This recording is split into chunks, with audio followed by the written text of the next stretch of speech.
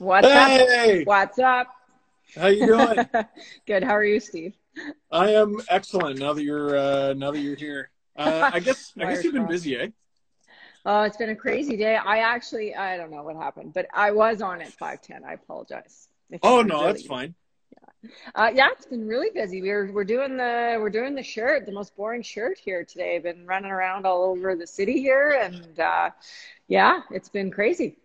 Yeah, I don't think that's the most boring shirt at all because the first thing that came out when because the first guy I saw wear that was Doug Ford, and everyone's like, they saw him at the press conference, and everyone's like, is Doug Ford gonna stone cold stunner COVID-19? I Like, I know we gave him that shirt when he came to the PPE drive last Saturday. So and actually, good on him. He grabbed it. He says, "I'm wearing this to the press conference, and I don't care what anybody says." So I was like, "Oh, good on you. I guess you do what you want."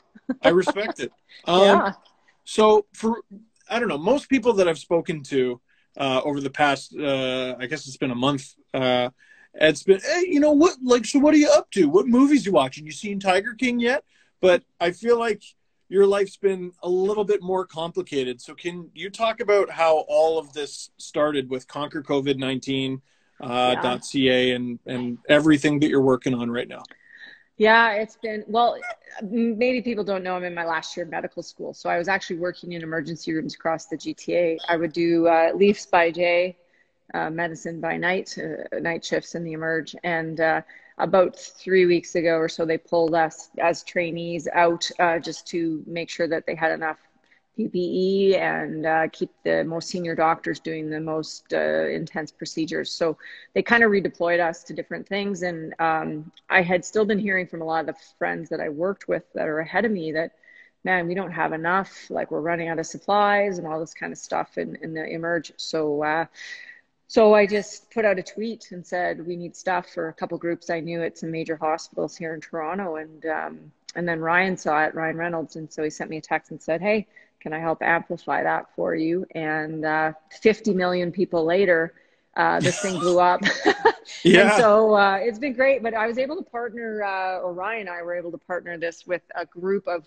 amazing, just normal folks from mainly the GTA, and they had already started an initiative and the Conquer COVID-19 team. So we're about 100 people just kind of working literally day and night right now. We've collected, I think, over 1 million items, and right now we're at about $1.6 million in donations. It's going to allow us to hopefully get vast stretch of Ontario, Quebec, and we've even expanded now out into BC and Alberta to try and help fill their void too. So it's a real thing, a lot of I was driving around yesterday dropping stuff off at community living homes. I met a nurse in a parking lot in Ajax and gave her N95 masks for the hospital. We've been at shelters.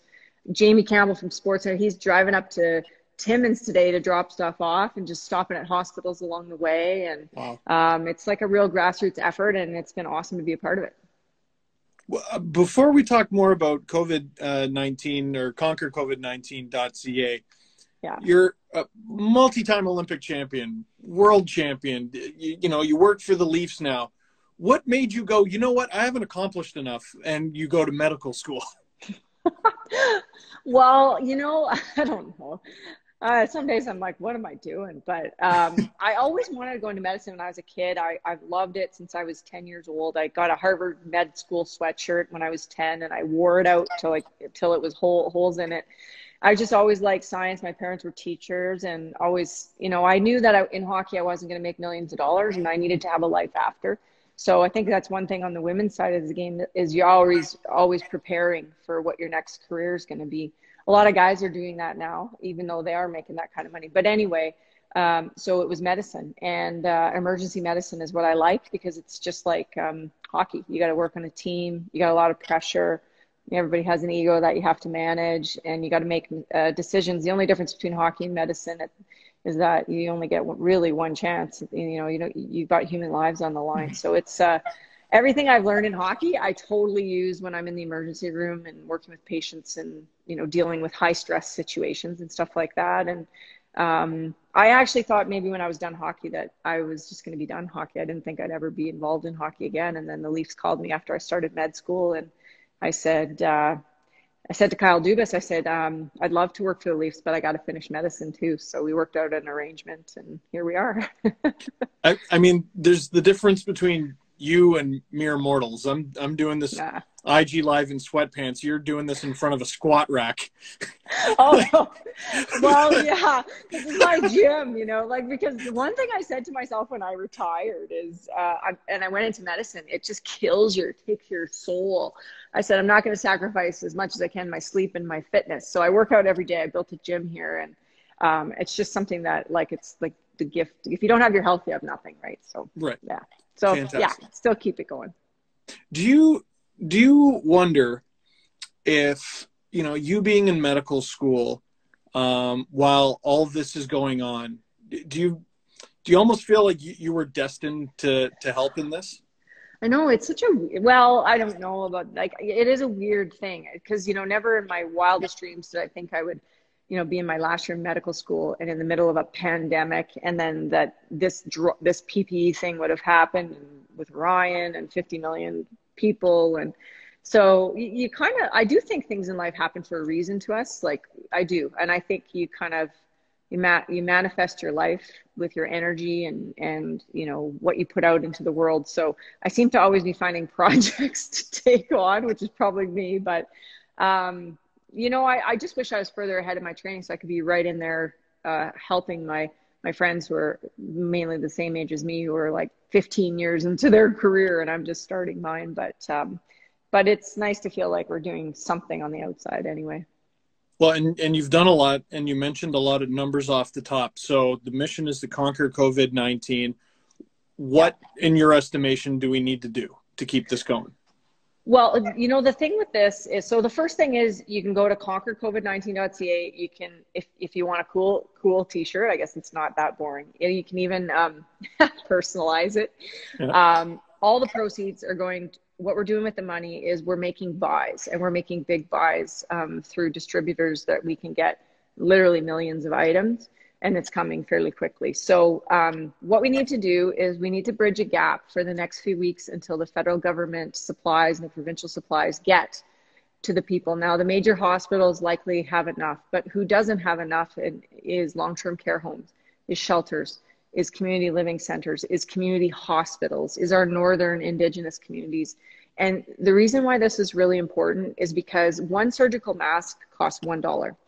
And that's fine, but they're hard to find. And a family doctor could wear that mask all day long and allow them to see patients for one day. So if you imagine just one mask can help a doctor for one day, and that could potentially save lives or stop the spread of the disease. So it really, like, in this time, it really, really is important because none of us want to sit at home anymore. We all want to get back. We want hockey back. Yep. And, you know, so that's the purpose of doing this, is so that we can get back to our lives sooner. Wow. What do you, I won't take up too much more of your time. It seems extremely valuable, but what do you got going on tomorrow? Oh man, what day is it, Steve? Okay, it's Thursday today. Thursday? I think. Yeah, Thursday. You know what? Tomorrow is just more of the same. We're just, you know, continuing to kind of plan and distribute items. So we've got drivers through Volvo and Purelator and just Good Samaritans that are driving this stuff all over Canada to drop it off, literally. Well, I'll say 4 provinces: BC, Alberta, Ontario, and hopefully into Quebec. That's where the outbreaks are the worst, and that's why it's needed the most in those places. But so that's happening. But on Saturday, if you're in Toronto or the GTA, you can come down to XYZ Storage, which is at 459 Eastern Avenue in Toronto. And if you have items, and it doesn't have to be gowns and gloves and masks, it can be like sanitizer wipes or sanitizer gel or iPads or old tablets that you have. And what they do with those is people in the hospital need them to talk to their loved ones because no one is allowed in with people when they get sick in the hospital. And that can be really, really hard. So stuff like that. So 459 Eastern Avenue between 9 and 5 p.m.